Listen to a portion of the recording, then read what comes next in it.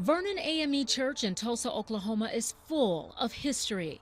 It has stood here on Greenwood Avenue since 1908. It was the heart and soul of Black Wall Street. Greenwood during that time was like the Rodeo Drive of Beverly Hills. It was like the Beale Street of Memphis. It was the Auburn Avenue of Atlanta. It was like Wall Street in New York. But 100 years ago, the Tulsa Race Massacre destroyed everything on Greenwood, including Vernon. Only the basement, part of which stood above ground, survived. The church that had been saving souls saved lives. People were in this very space,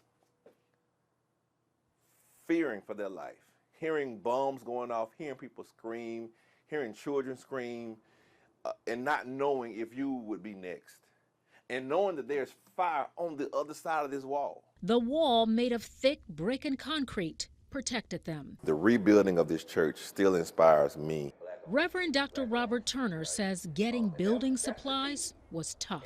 The local white-owned businesses were told not to do business with us because they didn't want us to rebuild. So these stained glass windows came from a company, the sand that made the glass came from a company in Colorado. And names of major donors are etched in the windows, including one of the founding fathers of Black Wall Street, S.E. Berry, and his wife. But now this historical landmark is in need of major repairs totaling about $5 million.